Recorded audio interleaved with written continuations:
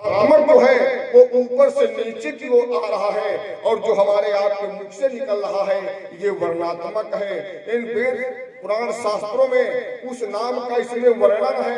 इन किताबों के अंदर नाम नहीं है, वो नाम तो इनके अंदर उसका महिमा लिखा हुआ है, भेद छिपा हुआ है। नाम तो सदगुरु के पास में है, जो अपने मुख से बताएंगे।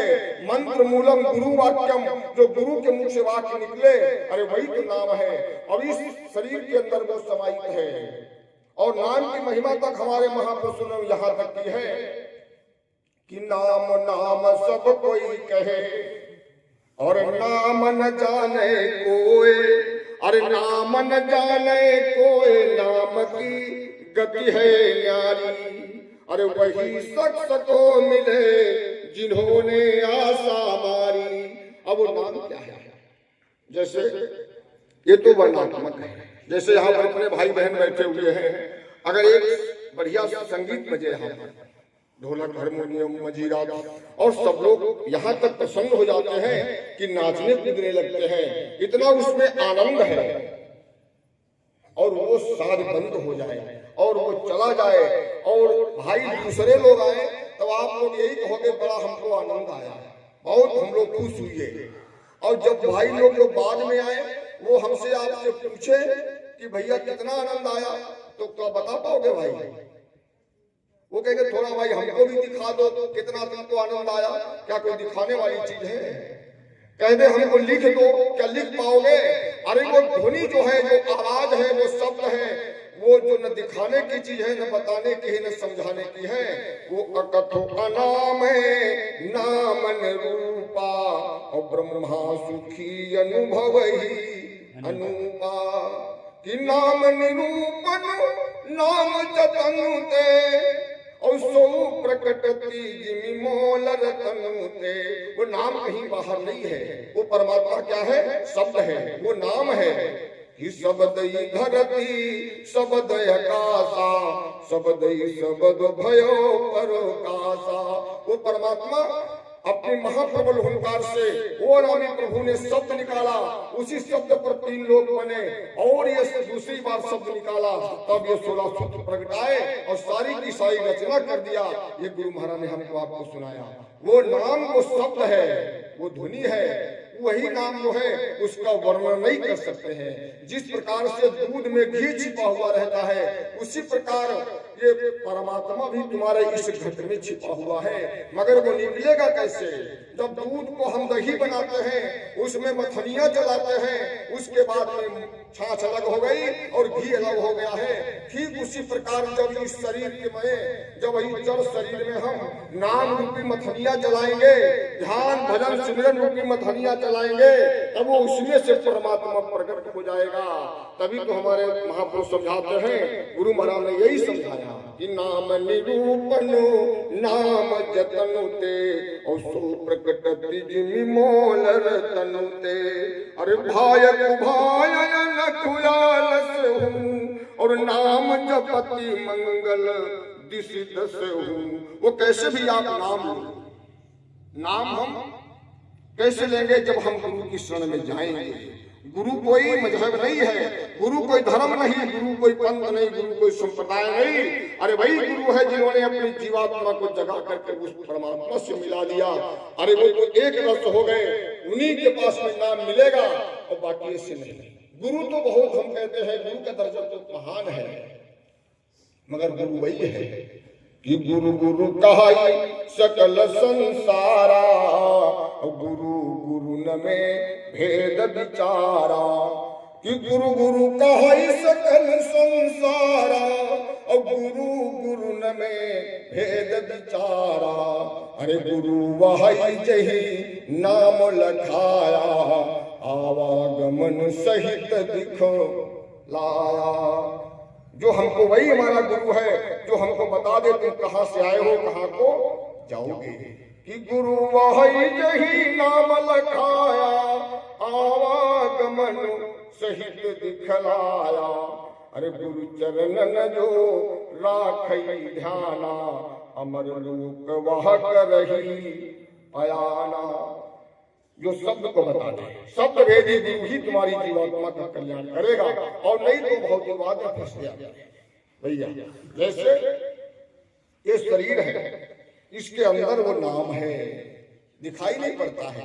क्या दूध में घी दिखाई पड़ता है भैया? बोलो नहीं। मगर दूध के अंदर घी तो है कि जिमी कुंडल में कनक समाना और पयघृत जिमी तिल तेल लुकाना। अरे सकर मिठास अगिन तरु जैसे और पार ब्रह्म है व्यापक ऐसे। उसी प्रकार से परमात्मा इस घट के अंदर व्याप्त है, मगर दिखाई नहीं पड़ता है। कैसे कि यही तन भीतर रतन पदार्थ हो। अरे हम इन्हीं आंखों से परमात्मा का दर्शन करना चाहते हैं। गुरु महाराज ने बड़ी अच्छे तरीके से हमको आप सबको समझाया कि यही तन भीतर रतन पदार्थ हो। अरे भक्ति भरे भंडारा और यही काया अंदर नौखंड पृथ्वी हाट पटल बाजारा। इसके अंदर इतना बता दिया कि यही तन भीतर पनयर बस्ती। बड़े ध्यान से सुनिए, ये महापुरुष की बात। तन माने शरीर, ये घट, इसको घड़ा बता दिया कि यही घट भीतर पनयर बस्ती। अरे याह में झुंड बहारा और कोई जानेगा जान निहारा, कोई जानेगा जान निहारा। और यही घट भीतर सोना चांदी। इसी घड़े में बता रहे हैं कि यही घट भीतर सोना चांदी। अरे याह में लगती बजारा कोई जानेगा जान निहारा। अरे यही घट भीतर, यही घट भीतर सात समुंदर। वो जीवात्मा का निवास कहाँ बताए गुरु महाराज? इसी घट में, जहां पर हमारी बहनें बिंदी लगाए, भैया लोग तिलक लगाए।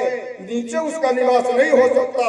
नीचे के जो द्वार है वो गंदे हैं, वो शक्ति गंदे में नहीं बैठ सकती। वो चेतन जो है गंदे में नहीं है, यहाँ पर है, दोनों आंखों के बीच में। ये पहला मंजिल नीचे वाला है, ये दूसरा मंजिल है, तो दूसरे मंजिल में निवास है कि यही घट भीतर सात समुंदर। अरे याह में नदिया नारा कोई जानेगा जान निहारा। अरे यही घट भीतर बनयर बस्ती। याह में झुंड बहारा कोई जानेगा जान निहारा। अरे यही घट भीतर सूरज चंदा। अरे याह में 9 लाख तारा कोई जानेगा जान निहारा। अरे यही घट भीतर बिजली चमके। यही घट भीतर बिजली चमके।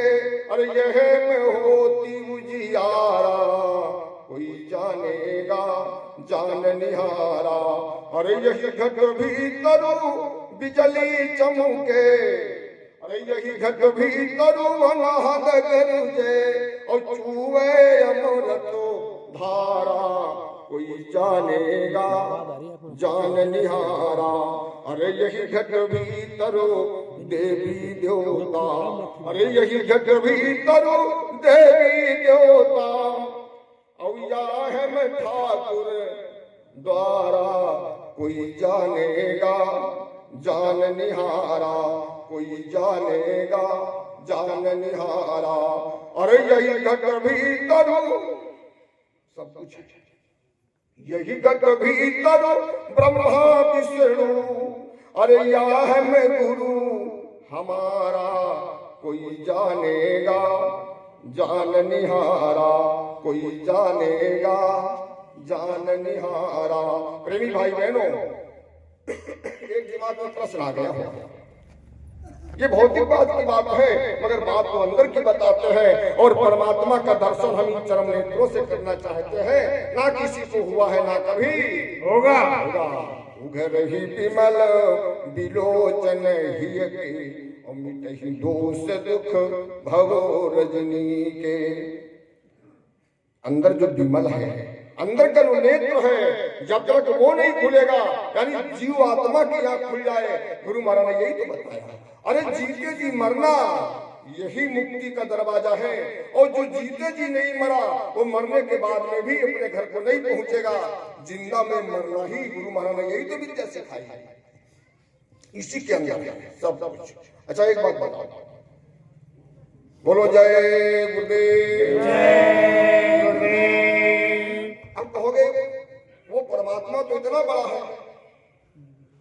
वो ईश्वर इतना बड़ा है, सारी सृष्टि का रचना करने वाला है, ब्रह्मा विष्णु महेश सबको बनाने वाले, भूत पिशाच किन्नर गंधर्व देवी देवता 4,84,00,000 योनियां बनाई, ये 3 लोग 14 भवन बनाए, इसके अंदर कैसे आ जाएगा? ये प्रश्न होगा, मगर विचार करना पड़ेगा भाई बहन। आपके यहाँ भैया बरगद का बीज होता है? बरगद का, पीपल का है? पीपल का बीज भैया कितना बड़ा होता है? बोलो बोलो। छोटा छोटा, और छोटा होता है, शायद सरसों से भी ज्यादा छोटा होता है। अच्छा, ये भौतिकवाद का उदाहरण है। जैसे सरसों का बीज, वो पीपल का बीज लो और उस बीज में अब ये उसके अंदर कह दो नहीं, इसके पेट में, इसके गर्भ में बहुत बड़ा पेड़ है, क्या सच्चाई इसके अंदर है कि नहीं है?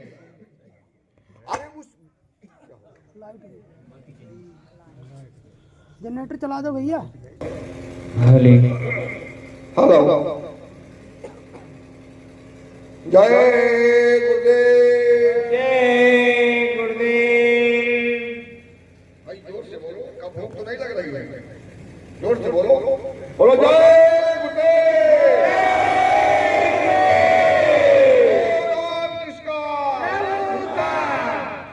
देखो प्रेमी भाई बहनों, ये विचारणीय बात है।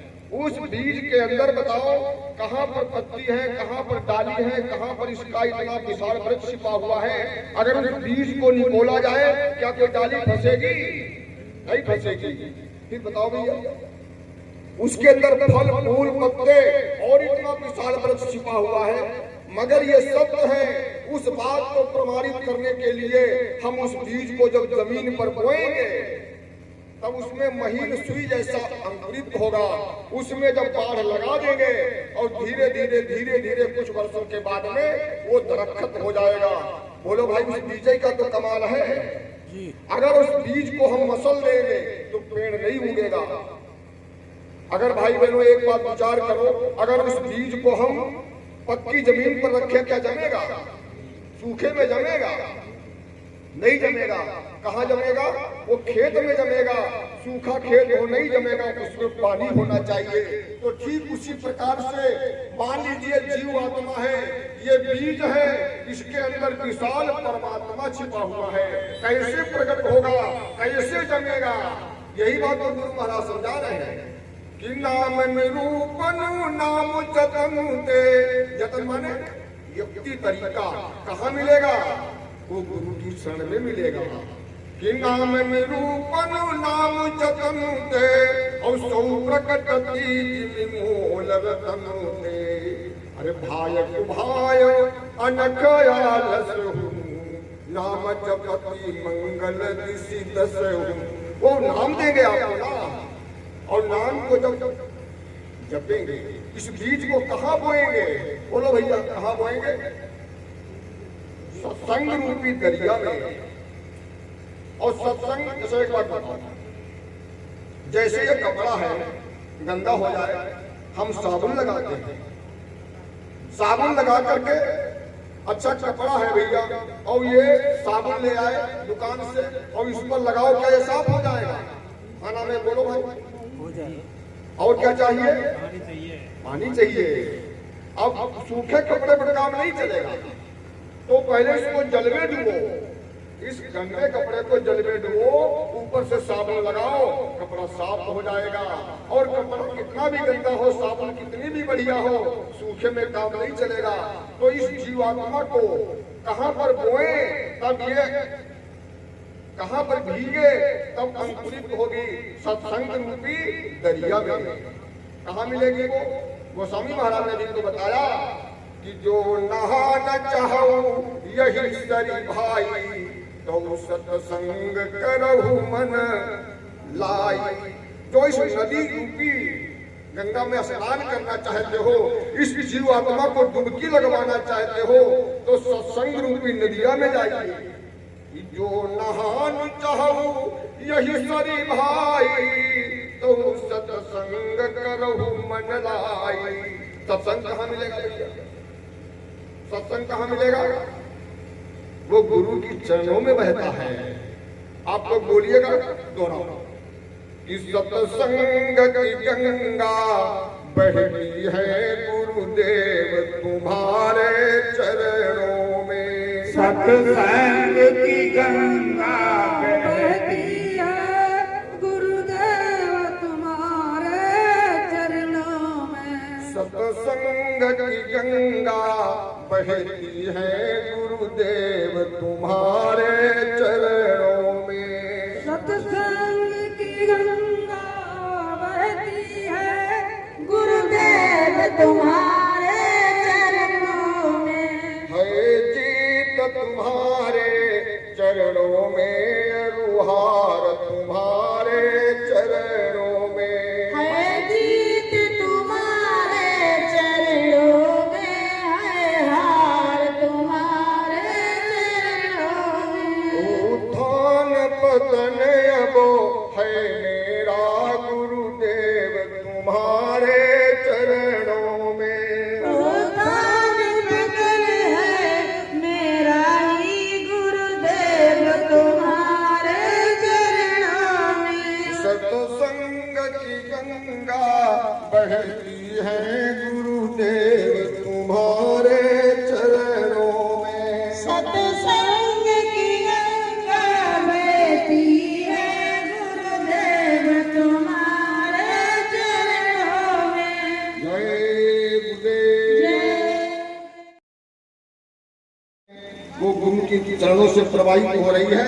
जब हम जाएंगे तब उसमें डुबकी लगाएंगे, ये जीवात्मा जो है इसमें भीगेगी, तब इसमें से वो परमात्मा रूपी वृक्ष प्रकट होगा।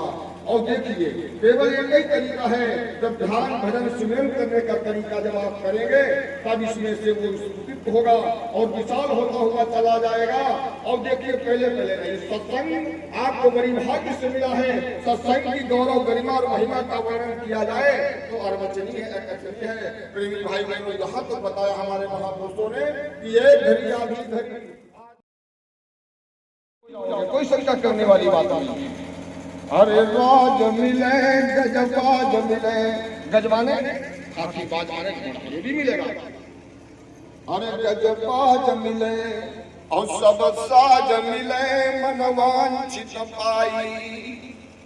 अरे लोक मिले विधि लोक मिले, मिलेगा, कोई शंका करने वाली बात नहीं है।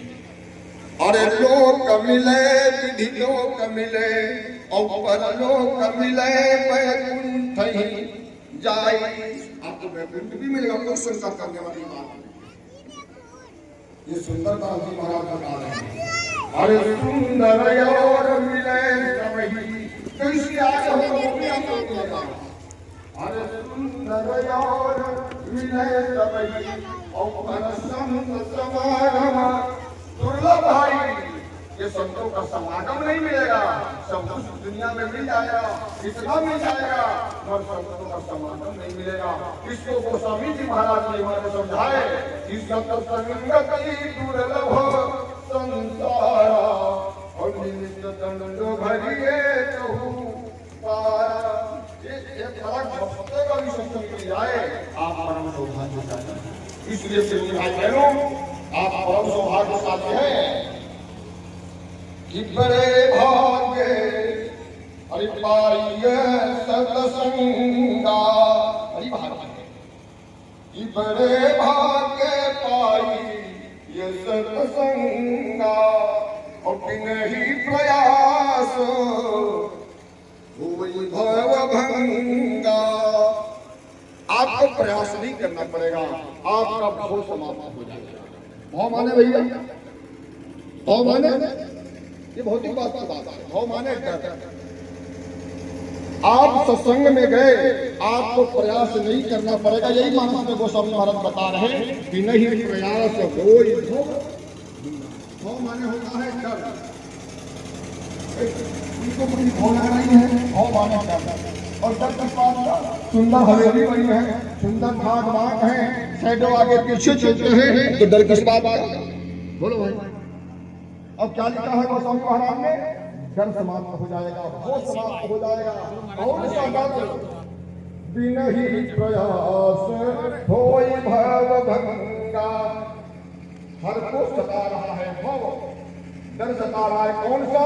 मौत का। कि नहीं भैया सता रहा है?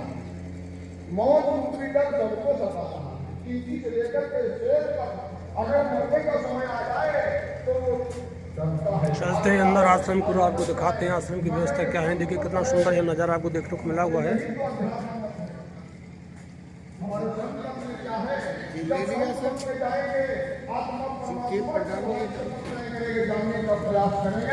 गुरु की व्याकरणता से तब तुम्हारा मौत रूपी डर समाप्त हो जाएगा। चलो, बहुत ही सुंदर नज़ारा देखने को यहाँ मिला हुआ है। जय गुरुदेव आश्रम बोरोली डहर। हमारे प्रीतम सिंह जी हमें पीछे को ले चलते हैं, देखते हैं यहाँ क्या हो रहा है भंडारे के अंदर। गुरु महाराज का भंडार यहाँ पर चला हुआ है। हमारी माता बहन सब यहाँ सेवा में लगी हुई है। बहन जी देखिए, आओ बहन जी आओ। बिल्ला गा दिए रे मैंने, वे गा दिए लॉकेट बेनू गा दिए, लेखा पढ़ी कर रहे हैं वे 5 गा दिए मैंने। कहा मैं और जरूरत पड़ती बेटे और दे 5 एक और काट तो ले आऊँ मैं काफ़ी आपके। और हम जाएंगे शाम को, सत्संग होते ही ध्यान रखिए। छोरे को गादी में गा दिया, मैंने सब ने गा दिया, तुम सब ले लीजिए। 5 नहीं है मैंने पोता ना कस लिए।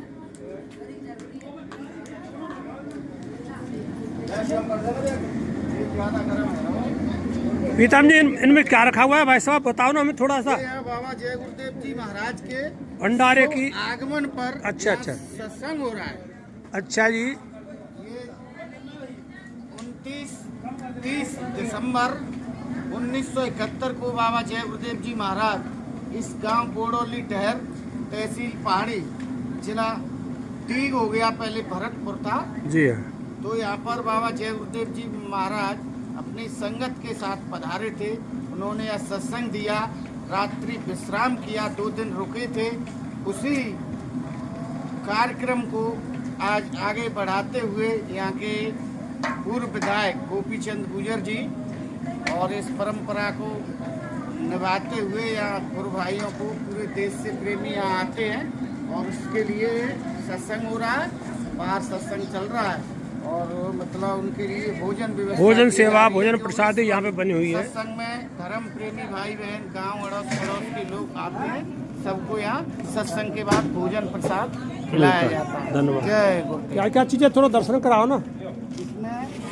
इसमें ये सब्जी है गुरु महाराज के लिए। ये इसको क्या बोलते हैं साहब, नाम क्या है इसका? इसको कहते हैं खीर साहब। ये चावल से बनती है, किससे बनाते हो आप? दूध, चावल, मेवा मिश्री इसमें डालते हैं। हमारे भाई साहब बतला रहे हैं, बहुत ही स्वादिष्ट खीर उन्होंने बनाई है। गुरु महाराज प्रसाद दिया, सभी भाई इसको चखेंगे।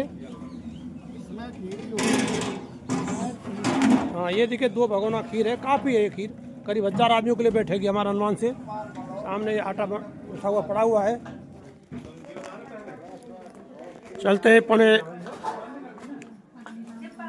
सत्संग जहाँ देर हो रहा है घर ले चलते हैं। अभी आपने अंदर के नज़ारे यहाँ से आपको देखने को मिले हुए हैं, काफ़ी अच्छा यहाँ अंदर इसकी पेंटिंग की गई है हमारे सुनील लाल द्वारा और उनकी टीम द्वारा। ये पेंटिंग यहाँ की गई है, बहुत ही सुंदर यहाँ देखने को मिला हुआ है नज़ारा।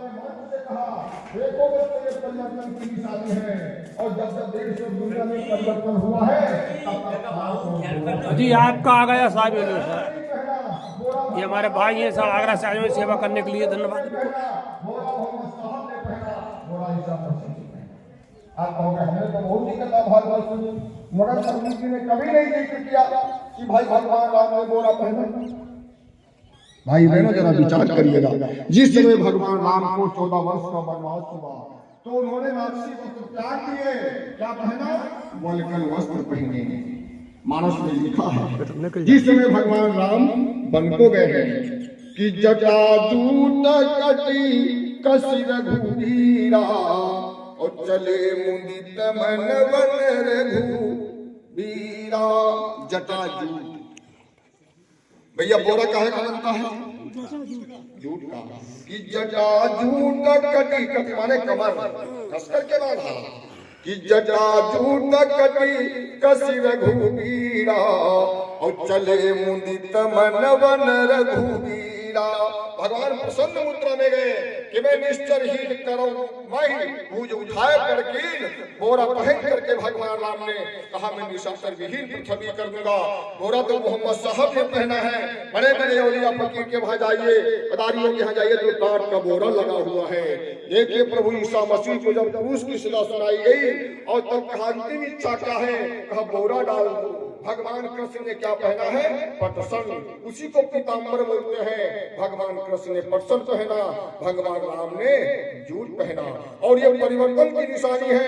गुरु महाराज ने कहा देखो बच्चों, कहा इस मंच से कही हुई बात एक भी इधर की उधर नहीं हो सकती है। और चाहे तुम्हारा आसमान गायब हो जाए, चाहे तुम्हारी पृथ्वी ये फट जाए, मगर ये मंच से कही हुई वाणी एक भी इधर की उधर नहीं हो सकती है। आप बड़े गौर से सुनिएगा। ये संत महापुरुष कभी झूठ नहीं बोलते हैं, ये त्रिकाल सत्य बोलते रहते हैं। गुरु महाराज ने कहा चंडी एक देवता है और पूरे विश्व का भ्रमण कर रही है। आप सब पढ़े लिखे विद्वान आलिम फाजिल हैं भाई बहनों, जरा विचार करिएगा। गुरु महाराज ने कहा चंडी जो देवी है वो पूरे विश्व का भ्रमण कर रही है अपने हाथों में मसाल लेकर के। पहला काम क्या करेगी कोई सोच नहीं सकता, किसी के दिमाग में नहीं आएगा। और पहला काम क्या करेगी? वो धन गायब कर देगी, सबका धन गायब कर देगी। फिर सबका धन गायब करेगी, लोग चिल्लाएंगे अरे धन कहाँ चला गया, धन कहाँ चला गया। उसके बाद में दूसरा काम क्या करेगी? अन्न की कमी कर देगी। और जब अन्न की कमी कर देगी भैया खाओगे क्या? जीवित कैसे रहोगे? कि प्रजा बहुत मरेगी जग में, लाशें पड़े सड़ेगी घर घर में, और उठाने वाले मिलेंगे यार। जमाना बदलेगा। कौन जमाना बदलेगा? ये गुरु महाराज की बारी है। कलयुग में कलयुग जाएगा, कलयुग में सतयुग आएगा। क्या सतयुग आ गया? देख रहे कैसे आएगा। और तीसरा काम क्या करेगी? वो अन्न की कमी कर देगी, तब लोग चिल्लाने लगेंगे। और उसके बाद में झगड़ा करवा देगी। मुल्क में झगड़ा होगा और झगड़ा में कोई मामूली पैसा नहीं खर्च होता। देखो रूस यूक्रेन में कितना झगड़ा हो रहा है और धन तो पहले गायब करवा दिया, तो धन कहां से आएगा? आपस में मारकाट, आरी को खून खच्चर, अरे चारों तरफ कोहराम मचेगा, त्राही त्राही मच जाएगी। इधर के लोग उधर भागेंगे, उधर के लोग उधर भागेंगे। ये दृश्य होने जा रहा है। और संत महापुरुष के वचन कभी मिथ्या नहीं जाते हैं। आप सब पढ़े लिखे विद्वान भाजी हैं, विचार करिएगा कि दुनिया में क्या अंतर से चल रहा है। क्या वो हमको आसार दिखाई पड़ रहे हैं? जो गुरु महाराज ने कहा वो एकदम मान लीजिए, मान लीजिए वो 99 पर गिनती घूम रही है, 1% बाकी है। तो भाई बहनों आप सभी के चरणों में गुरु महाराज ने हमको आदेशित किया। आपको मैं एक मिनट करना चाहूंगा। गुरु महाराज ने कहा यह मनुष्य अपनी मनुष्यता पर नहीं आया, अगर अपनी निजता पर नहीं आया, अगर ये धर्म कर्म पर नहीं आया, तो कुदरत है नाराज खड़ी, आगे तबाही। अगर मनुष्य अपने धर्म पर नहीं आया तो ऐसे झटका देगी। क्या देगी? कि हुई है प्रलय काल दुनिया में, अब डगरिया ढूंढना, अब डगरिया ढूंढना। हुई है प्रलय काल दुनिया में, अब डगरिया ढूंढना, अब डगरिया ढूंढना। और पहले चेते गी पश्चिम में, फिर पूरब दिशबारी, वही के बाद दिशा दक्षिण में, फिर उत्तर दिशुमारी, वही के बाद नबी चवसरिया, डगरिया ढूंढना, अब डगरिया ढूंढना। हुई है प्रलय काल दुनिया में, अब डगरिया ढूंढना, अब डगरिया ढूंढना। देखिए आगे चलता है। और चीन अमेरिका से भिड़ गए हैं, चीन की हुई है ख्वारी, और भारत युद्ध करे चारों दिस फिर ना हटे पिछारी।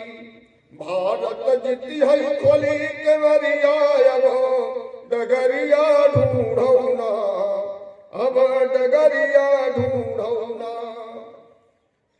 और छोटे छोटे देश बहुत से भारत मां मिले हैं। हमारा भारत देश विश्व गुरु बनने जा रहा है।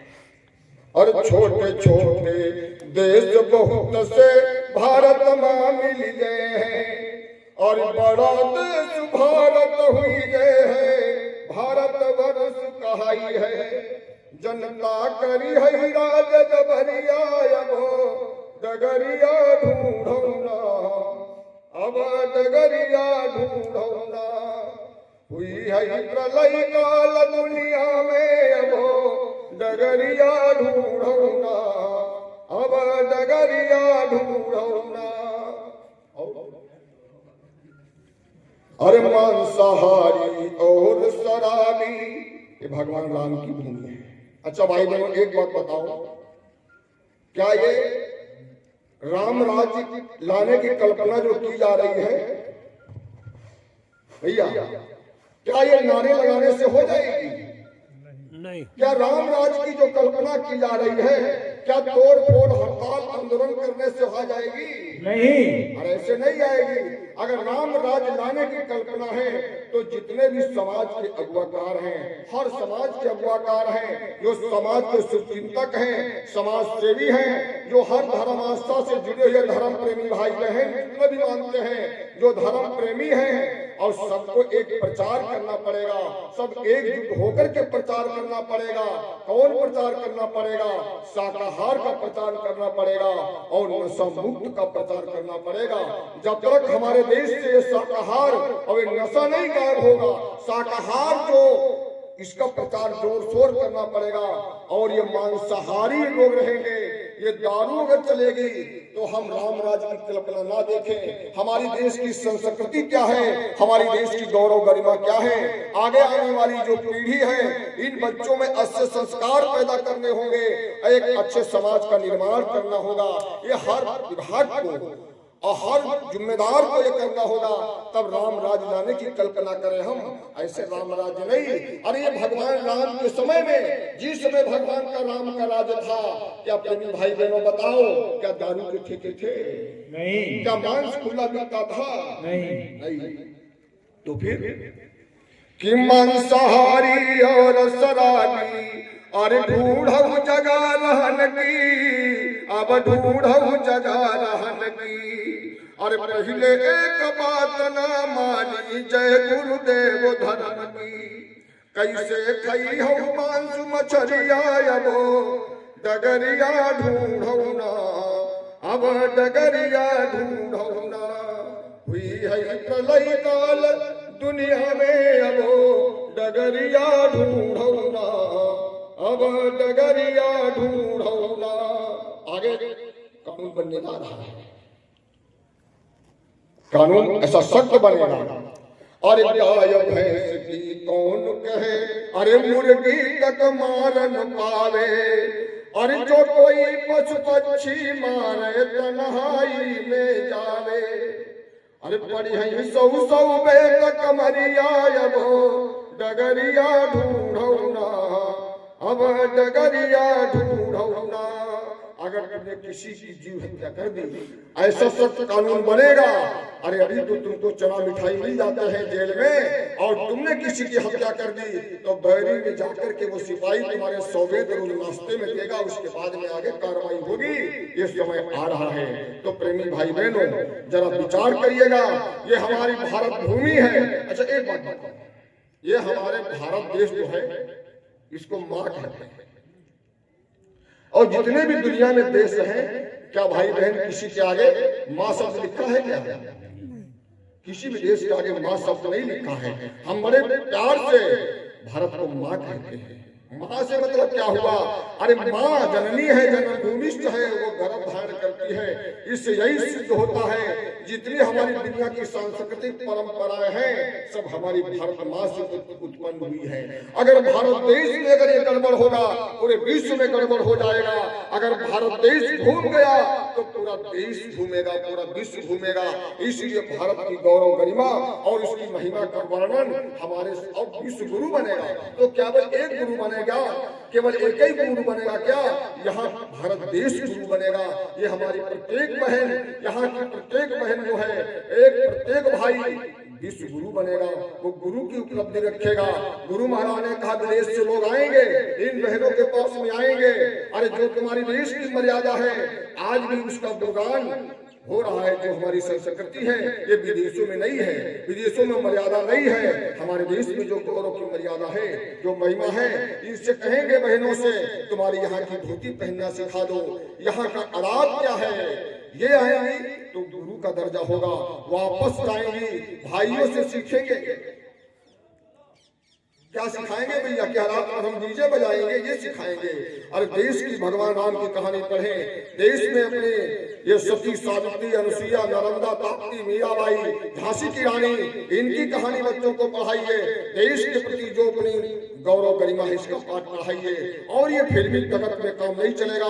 वो समय करीब में आ रहा है और वो एकदम करीब में है। नाम का जाप करो और बगैर भजन किए कल्याण हो ही नहीं सकता है। एक छोटी सी चेतावनी और एक ऐसे महापुरुष की भविष्यवाणी है, उसको आप लोग बड़े जोर से सुनिएगा और जब विचार करिएगा। प्रेमी भाई बहनों, एक बार मालिक के नाम का उद्घोष करेंगे जोर से, बोलो जय गुरुदेव। जिन भाई बहनों को नाम की दौलत मिल गई है रोज सुबह शाम जाप करें। अगर जिनको भी नाम नहीं मिला है तो सामने जो चित्र फकीर का देख रहे हैं ये आला फकीर है। और सब दर्जों में दर्जा ऊंचा आला फकीरी और फकीरों के कदमों में झुकती अमीरी। अरे बड़ी बड़ी बादशाहत, बड़ी बड़ी सल्तनत वो फकीरों के कदमों में झुक जाती है। हद पिए सो औलिया और बेहद पिए सो पीर, और हद बेहद दोनों पिए उसका नाम फकीर। फकीर। ये फकीरी माना ये सबसे उम्दा है, सबसे वाला है।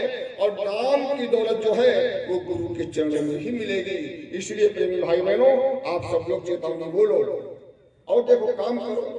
एक बात बताओ कि नाम जपते रहो, काम करते रहो, काम करते रहो, नाम जपते रहो, काम करते रहो, नाम जपते रहो, काम करते रहो। वक्त जीवन का यूं ही निकल जाएगा, वक्त जीवन का यूं ही निकल जाएगा, वक्त जीवन का यूं ही निकल जाएगा। वक्त जीवन का यूं ही निकल जाएगा। जब लगन सच सतगुरु से लग जाएगी, जब लगन सच सतगुरु से लग जाएगी, सारे जीवन का नक्शा बदल जाएगा, सारे जीवन का नक्शा बदल जाएगा। कौन तूने किया था करूँगा भजन, कौन तूने किया था करूँगा भजन, भूल करके यहाँ पर कमाई रकम, भूल करके यहाँ पर कमाई रकम। जिसकी मस्ती में सब मूल धन खा गया, जिसकी मस्ती में सब मूल धन खा गया, आखिर में तेरा सर कुचल जाएगा, आखिर में तेरा सर कुचल जाएगा, आखिर में तेरा सर कुचल जाएगा। आखिर में तेरा सर कुचल जाएगा। मेरी बेटी का लोयन संभालो जरा, मेरे बीबी करो संभालो जरा, अपने सच्चे प्रभु को पुकारो जरा,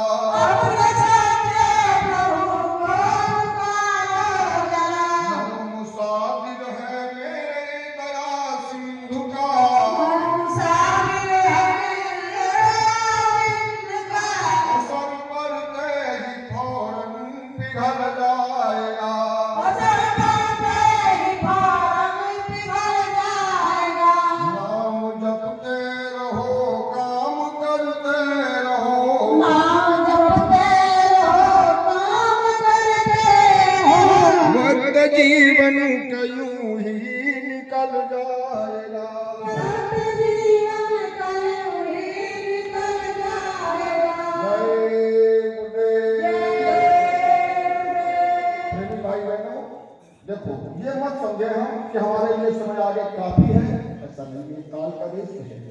पता नहीं वो कब तमाचा मार दे, कब वो अपनी खाली करा देंगे शरीर। इसलिए हरदम तैयार हो और स्वास्थ्य में मालिक का नाम लेना है। देखिए ये समय की बात पैदा करना है कि आखिरी वक्त तो है, वो तो होगी। लोग बात ये कह रहे हैं थोड़ा सा टाइम करके सत्संग हो जाए। अच्छा कोई भरोसा नहीं, इस जिंदगानी का कोई भरोसा नहीं। देखो प्रेमी भाई बहनों, ये समय जो है बलवान है, कब किस पर वो घात लगा दे, पराए घर में भैया क्या कब चलेगी। मगर एक बात एक रास्ता छोड़ के भैया, आखिरी वक्त है, कर लो हरि का भजन, इस जिंदगानी का कोई भरोसा नहीं। आज जिंदा हो कल हम रहे ना रहे, इस जिंदगानी का कोई भरोसा नहीं। किसान शोहरत से गरजे तू भरपूर है, अपने धन धाम दौलत से मगरूर है कि हम गरीबों को वैसे कुचल ना चले, से किसानी का कोई भरोसा नहीं। आखिरी वक्त है, कर लो हरि का भजन, इस जिंदगानी का कोई भरोसा नहीं। देखो प्रेमी भाई बहनों, वो गुरु महाराज ने कहा बच्चा एक प्रदेश है, अपने घर की तैयारी करो, और ये जो काल है कब खाली करवाए कोई पता नहीं है। आप परम सौभाग्यशाली भाई बहन इस बात के हो, जिस समय गुरु महाराज ने आपको नाम का धन दिया, नाम की अमोलक दौलत दी। उस समय क्या स्थिति थी हमारी आपकी कि जो गुरु महाराज ने कहा बच्चा सर के ऊपर कपड़ा डाल लो, ये अंदर की चीज है, रहस्य का पता है।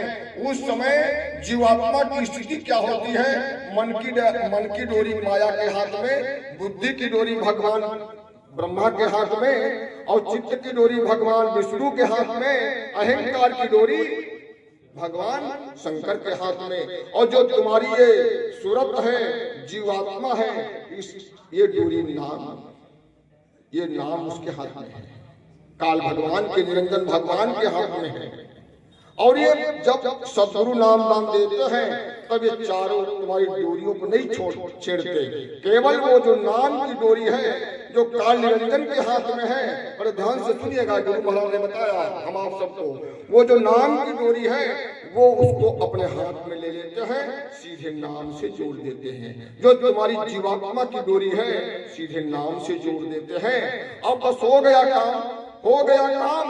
अब 84 का चक्कर खत्म हो गया, 84 में नहीं जाना पड़ेगा, क्योंकि वो नाम की डोरी वो तो गुरु के हाथ में आ गई। इसलिए कि जो नजर तेरी नजरों में डाले खड़ा, धन्य वो हो गया भाग्यशाली बड़ा, उसका यमदूत कुछ भी न कर पाएगा। गुरु बचा लो कि जिसको वो बच जाएगा, फेर लोगे नजर तो फंस जाएगा।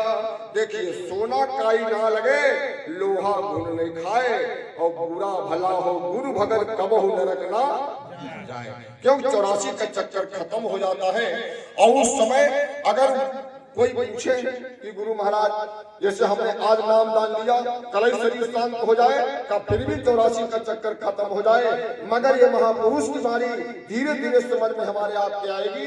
एक भाई सज्जन भाई बैठे हुए थे, उन्होंने लड़का पहली बार आए सत्संग में, तो लड़के ने एक प्रश्न पूछ दिया गुरु महाराज से, कहा गुरु महाराज आपने जो बताया बड़ी अच्छी बात है, मगर मानस में गोस्वामी महाराज ने लिखा है कि यही काया से पातक होई, और बिन भोगे छुट्टी है ना कोई।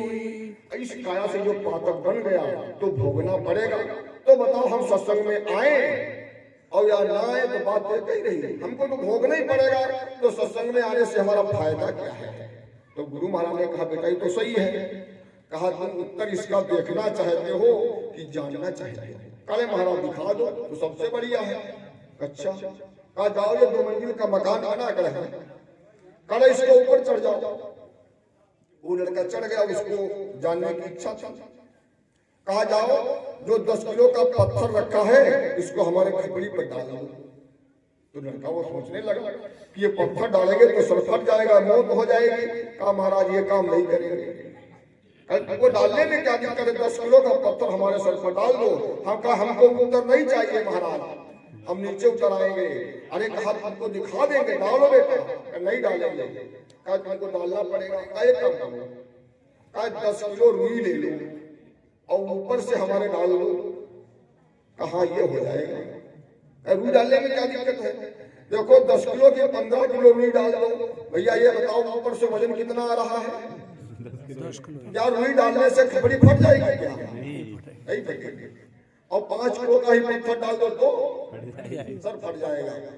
तो ऊपर से वजन तो 10 किलो आ रहा है।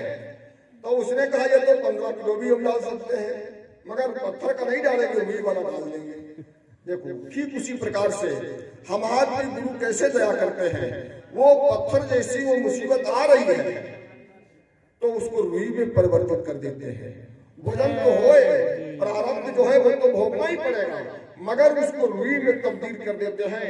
एक भी अगर पत्थर पड़ जाए तो हड्डी का सुरमा बन जाएगा। प्रेमी भाई बहनों, हम क्या जाने महापुरुषों की कैसे रक्षा करते हैं, कैसे दया कृपा करते हैं। हम दुनिया के जीव यही मांगते हैं कि भगवान हम जल्दी गुरु महाराज आपके शरण में गए और जल्दी से हम आसमान छू ले और हमको मन सुख मिल जाए, भौतिक सुख मिल जाए। हमने किसी को सुख मान लिया, मगर ये महापुरुष की बारी है। देखिए प्रेमी भाई बहनों, जब आपको 3 चीजें एक साथ में मिलने लगे, ये तो अध्यात्म का विषय है। अब ये भक्ति की अंतिम पराकाष्ठा है। जब गुरु की तुम पर दया कृपा हो तब तुमको 3 चीजें सौगात में मिलेंगी, तब समझो हम पर गुरु की दया हो रही है। कौन कौन की? नंबर 1 बीमारी मिलेगी, नंबर 2 गरीबी मिलेगी और नंबर 3 तिरस्कार मिलेगा, अपमान मिलेगा। अगर ये तीनों चीजें एक साथ में मिल जाए तो समझ लो गुरु की हम पर बहुत बड़ी दया हो रही है। क्या कोई भैया बर्दाश्त करेगा? अरे वो सफाई कैसे होगी? जैसे हम धोबी को कपड़ा देते हैं, भैया कितना गंदा कपड़ा है तो ये धोबी की जिम्मेदारी है। अरे किसी को कम निरमा लगा दिया, अगर कम गंदा है उसमें डाल दिया, और ज्यादा गंदा है तब उसको पाटा पर पटक लगाता है धोबी और उसके ऊपर मोगरी चलाता है, मगर वो मालिक को कपड़ा साफ करके ही देगा। ठीक इसी प्रकार से हमारे आपके ये जो सूरत है, इसके ऊपर जो गंदगी है, जो आवरण है, अब गुरु ने तो अपने हाथ में ले लिया कपड़ा। अब कैसे किसकी सफाई करना है, वो दाग नहीं रहने देंगे, वो सफाई करते हैं, हम बिलबिला जाते हैं। इसलिए प्रेमी भाई बहनों, जो कष्ट आए वो भी हमारा कट रहा है, ऐसा सोच करके ये गुरु की दया कृपा है। वक्त के में हम आज आप हैं, वक्त के गुरु हैं, मगर महापुरुषों की भाषा जो है वो कभी मिथ्या नहीं होती है। वो समय आ रहा है। एक छोटी सी बात याद आ गई, और गुरु भक्ति किसे कहते हैं? और देखो गुरु भक्ति, हम दुनिया के जीव क्या जाने, गुरु की आज्ञा का पालन करना यही सबसे बड़ी गुरु भक्ति है। गुरु महाराज ने हमको आपको आदेशित किया कि तुम शाकाहार का प्रचार करते करते वो परिवर्तन हो जाएगा, मगर हमारे महापुरुषों ने जो कहा है कभी मिथ्या नहीं होता है। एक छोटी सी बात है, आप बड़े गौर से सुनिएगा कि हम पर आप कैसे दुआ करते हैं। गुरु की आज्ञा में, गुरु की आदेश में हमारी किस प्रकार से रक्षा होती है। एक फकीर साहब थे, बोलो जय गुरुदेव। भाई धीरे से बोल रहे हो, काफी भीड़ है। प्रेमी भाई बहन कहते हैं इस शब्द को ऊंचा उठा दो, माइक से ऊपर चला जाए, जोर से बोलना। बोलो जय गुरुदेव। जय गुरुदेव। नाम किसका? प्रभु का पावन पवित्र नाम। प्रेमी भाई बहनों, एक फकीर साहब है। अपने हिंदू धर्म में संत बोलते हैं, सतगुरु बोलते हैं, और मुसलमान भाई फकीर बोलते हैं। तो एक फकीर और संत में कोई अंतर, भाषा में अंतर है, एक गति होती है, एक चीज होती है। तो एक फकीर साहब, ये फकीर साहब, एक फकीर साहब बैठे हुए हैं और उन्होंने अपनी मौज में आकर के एक कलाम लिखा और अपने मुरीदों को सुना दिया। और उसमें क्या लिखा था? फकीर साहब ने लिखा, अगर मुर्शिद कहे यानी गुरु, अगर मुर्शिद कहे कि मुसल्ले को शराब में भिगो दो तो फौरन भिगो देना, उस पर सोचना विचारना मत। मुसल्ले समझते हैं भाई बहनों आप? मुसल्ले, हाँ आसन, जिस पर मुसलमान भाई वो चादर बैठते हैं ना, नमाज पढ़ते हैं, चादर या चटाई को मुसल्ले कहते हैं। अगर मुर्शिद कहे, फकीर साहब ने कहा कि मुसल्ले को शराब में भिगो दो तो फौरन भिगो देना, इस पर अपनी बुद्धि मत लगाना, ऐसा शब्द प्रयोग कर दिया फकीर साहब ने तो लोग अफरा तफरी मच गई। अरे कहने लगे इनकी बुद्धि में क्या हो गया है, अरे फकीर साहब ने ऐसा बोल रहे हैं, अरे मुसल्ले को शराब में भिगो दो। अब जब पाक मजहबी किताबों में लिखा हुआ है, अरे ये मुसलमान ईमान रहमान, अगर तेरे जिस्म पर एक शराब की बूंद का कतरा पड़ जाए तो उसको फौरन आग से जला करके साफ करो, वरना गुनहगार और काफिर करार कर दिए जाओगे। तुम्हारी रोजा, नमाज, ज़कात, अकावत उस खुदा को कबूल नहीं होगी, उसकी दरगाह में कभी दाखिल नहीं हो सकते। इतना गुनाह है, इतनी परहेज है शराब से। और देखो फकीर साहब बोल रहे हैं इस मुसल्ले को शराब में भिगो दो, क्या बोल रहे हैं? देखिए भाई, जो कच्चे शिष्य होते हैं वो मुर्शिद के वचनों पर अपनी बुद्धि की पहलवानी करने लगते हैं। अब वो शिष्य लोग सब एकत्र हुए, अरे कहा ऐसे तो अफरा तफरी मच जाएगी, अरे ऐसे तो माहौल बिगड़ जाएगा। तो वो सब अनुयायी लोग एकत्र हुए, कहा क्या करें? कहा चलो अपने काजी के वहां चलते हैं। जैसे अपने में शंकराचार्य होते हैं हिंदू धर्म में, वैसे मुसलमान भाइयों में काजी होते, धर्म गुरु होते हैं।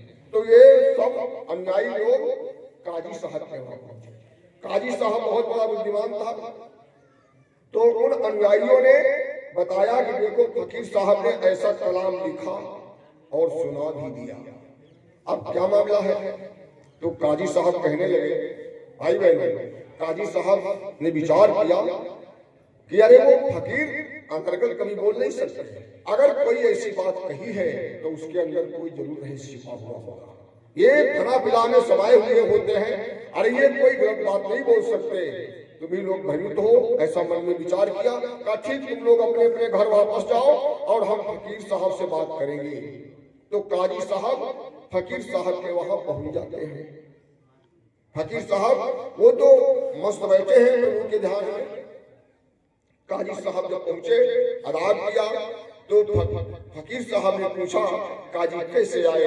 तो काजी ने कहा मालिक, जो आपने ये फरमान जारी कर दिया, जो आपने कलाम सुना दिया, उससे जो बदकारियां फैल रही है समाज में और सब अफरा तफरी का माहौल हो रहा है, सब लोग नाराज हो रहे हैं। महाराज आपने ऐसा क्यों बोल दिया, इसका उत्तर क्या है? मालिक हमारी जानने की इच्छा है। तो फकीर ने कहा अरे काजी क्या जान के करोगे? नहीं मालिक मेरी इच्छा है। आपने ऐसा बोला तो क्यों बोला, इसके अंदर रहस्य क्या है? तो फकीर साहब कहने लगे ठीक है, अगर तू जानना चाहता है हमारे पास में इसका उत्तर नहीं मिलेगा। जो सामने दूसरी पहाड़ी है, पहाड़ी के उस पार एक दूसरे फकीर साहब बैठे हुए हैं, और जाओ तुमको उत्तर इसका मिल जाएगा। तो उनके अंदर जानने की प्रबल इच्छा थी कि जरूर मैं फकीर की बारी में जानूंगा। तो वो दूसरे वाले फकीर के पास में पहुंच जाते हैं, वो भी समाधि लगाए अपने मालिक में समाये हुए बैठे हैं। जब काजी साहब दूसरे वाले फकीर साहब के पास में पहुंचे, तब फकीर साहब ने देखा, बोले काजी साहब कैसे? बोले मालिक हमको पहले वाले फकीर साहब ने आपके पास में भेज दिया और पूरी बात बताई कि ऐसा फकीर ने कहा है कि मुसल्ले को शराब में भिगो दो। तो महाराज इसका कारण क्या है, हम जानना चाहते हैं। तो फकीर साहब कहने लगे दूसरे वाले, अरे काजी साहब अगर तुम्हारी जानने की प्रबल इच्छा है तो तुमको यहाँ नहीं उत्तर मिलेगा।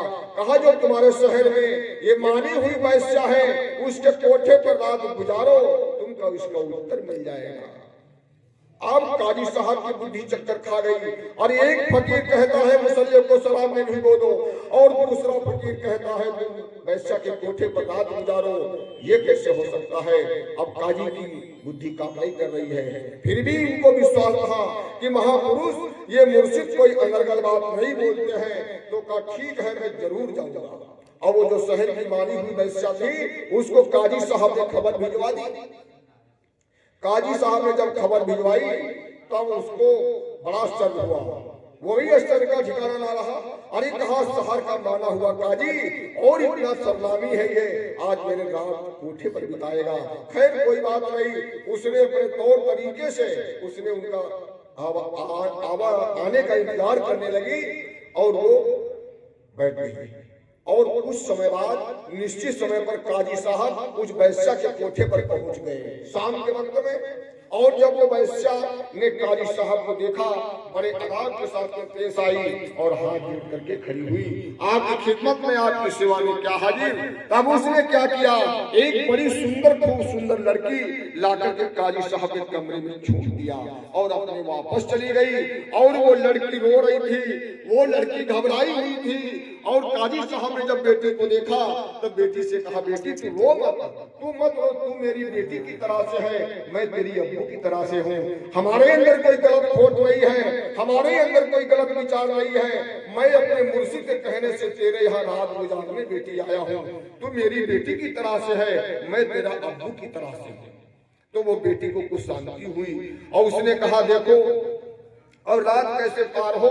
तब उस बेटी से काजी साहब ने पूछा, कहा, बेटी तू ये बता, तू इतनी सुंदर है, तू किस खानदान से, और बेटी तू यहाँ कैसे आई। प्रेमी भाई बहनों, जब उस बेटी ने अपना हाल बताया, जब उसने अपनी आप बीती बताई, तब काजी साहब के पैरों से जमीन खसक गई और काजी साहब उस बेटी को गले से लगा करके फूट फूट करके रोने लगे। क्यों रोने लगे?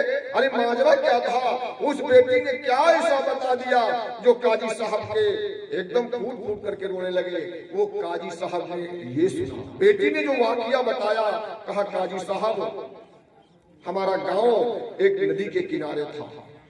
एक बार बहुत बड़ी बरसात हुई, बाढ़ आई, हमारा पूरा गांव बह गया, हमारे अब्बू अब्बा बह गए, हमारे भाई बहन बह गए और हमारी उम्र 4 साल की थी, हम भी बहते बहते जा रहे हैं। और हम उछलते कूदते जा रहे हैं। तब तलक एक मछुआरा था, मछली पकड़ रहा था, उसकी निगाह हम पर पड़ी, उसने हमको निकाल लिया। अब निकाल लिया, अपने घर में लाया। वो बहुत गरीब आदमी था। अब हम हमारी जान बचाई तो मेरा वो पालनहार हो गया। अब हम धीरे धीरे सियाने हुए, उसी का हाथ बटाने लगे और हम उसको पिता मानने लगे। और जब मेरी जय गुरुदेव, जय गुरुदेव, हम धीरे से बोलते तो आपको धीरे से बोलते, बोलो जय गुरुदेव, जय गुरुदेव। नाम किसका? देखो भाई बहन, जब वो बिटिया ने बताया, कहानी समझ में आ रही है? आ रही सर।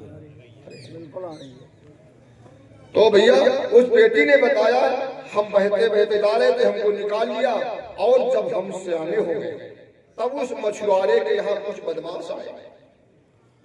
उन बदमाशों की निगाह हम पर पड़ी। तब उन्होंने हमारे मछुआरे से कहा, अरे मछुआरे, तू गरीब आदमी, ये बेटी की कहाँ शादी करेगा? ये बेटी तू हमको दे दे, इसकी शादी में बढ़िया खानदान में करवा दूंगा, अमीर घर में करवा दूंगा, ये मौज से रहेगी। और कुछ पैसे दे दिए। तो उस मछुआरे ने चंद पैसों में हमको बदमाशों के हवाले कर दिया। भैया बदमाश तो बदमाश होते हैं। उन बदमाशों ने जब उस बेटी को अपने साथ में लिया तो बदमाशों ने विचार किया, इस बेटी का हम क्या करेंगे? तो उसने वैश्या के वहां जाकर के महंगे दामों में उस बेटी को बेच दिया। और वो पहली रात थी वही। और तब उस बेटी ने कहा, अपनी पूरा माजरा बताया, कहा, बेटी तेरा गांव कौन था? तब वो काजी साहब को बताया, हमारा गांव का नाम ये था। तेरे अब्बू का नाम क्या था? तब उसने अब्बू का नाम बताया, अपने पिता का नाम बताया, भाई बहन का नाम बताया। अरे वो तो काजी का ही परिवार था, वो तो काजी का ही नाम था। कहा, बोले बेटी तेरा नाम क्या है? कहा, मेरा नाम तो सायरा बानो है। अरे कहा, तो मेरी असली बेटी है। अरे मैंने तो तेरा नाम रखा था सायरा बानो, बेटी तो हमको नहीं पहचान पाई। अरे मेरे तो परिवार वहां तेरी मम्मी मिल गई, तेरे भाई मिल गए, अरे तू ही तो नहीं मिली थी। ये मेरे मालिक, मेरे परवरदिगार, आज हमारी बेटी को मिला दिया। वो काजी साहब की असली बेटी थी। और काजी साहब कहने लगे, बेटी ये वाकया किसी को मत बताना। और गले से लगा लिया और शुक्रगुजार करने लगे फकीर साहब का। धन्यवाद, अगर फकीर के कहने से मैं तो मेरी बेटी हमको आज नहीं मिलती, और बात गुजर गई और मना कर दिया। कहा बेटा किसी को मत बताना जो वाकया है ये। और वो सुबह हुआ, वो वैश्या आई, बड़े अदाब के साथ में पेश हुई। कहा काजी साहब मेरी कोई खिदमत में, मेरी कोई सेवा में कमी? तो काजी साहब उनका हाथ जोड़ रहे हैं। कहा वैश्या से बोले, कहा बहन तू मेरी एक बात मान ले, तू मुंह मांगे दाम हमसे मांग ले, जो कीमत चाहे मैं तुमको दे दूंगा, मगर ये बेटी हमको दे दे। तो काजी साहब की बात को न टाल सकी और महंगे दाम लेकर के और उस बेटी को हवाले कर दिया काजी के।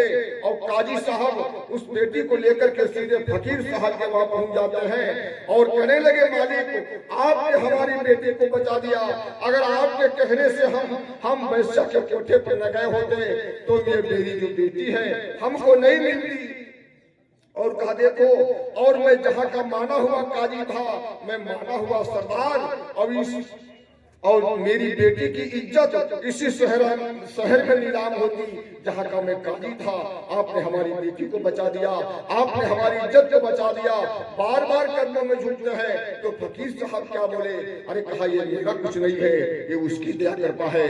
अरे पूरे महापुरुष वो कभी अपनी तरफ इशारा नहीं करते हैं जब वो स्वयं वही होते हैं। अरे वो कहा उनकी दया कृपा है, वो उनकी दया कृपा है भैया, वो उनकी दया कृपा है। अपनी बेटी को लेकर के वो सीधे पहले वाले फकीर साहब के पास में आए। पहले वाले फकीर से कहने लगे मालिक आपसे हमारी एक मिन्नत है, एक गुजारिश है, जो आपने कलाम में लिखा अरे मुसल्ले को शराब में भिगो दो, मगर मालिक मेरी एक आरज़ू और है, हमारे कहने से एक कलाम और लिख दो। बोले बेटा क्या लिख दे? कहा लिख दो कि जो फकीर है ये संत होते हैं, ये शुरू से आखिरी तक सब कुछ जानता है, वो फकीर की गति होती है। इसीलिए को तो कहा कि सब दर्जों में दर्जा ऊंचा आला फकीरी, और फकीरों के कदमों में झुकती है मेरी। अरे बड़ी बड़ी बादशाहत, बड़ी बड़ी सल्तनत इन फकीरों के कदमों को चूमा करती है। और देखिए हद पिए सो औलिया और बेहद पिए सो पीर, और हद बेहद दोनों पिए उसका नाम फकीर। ये फकीरी वाला सबसे उम्दा है, ये जीवों के सबसे रहनुमा है। तो प्रेमी भाई बहनों एक बार मालिक का नाम जोर से उद्घोष करिएगा, अपनी जोर से बोलना बार बार। इसीलिए यही शब्द है। अब धीरे धीरे समझ में गुरु महाराज ने वो गंगा बहाई है कि देखो कोई यहाँ पर धर्म मजहब की बात नहीं, किसी का विरोध नहीं, अपना तो ये नहीं जा रहा है और किसी का लादना नहीं। गुरु महाराज ने कहा किसी की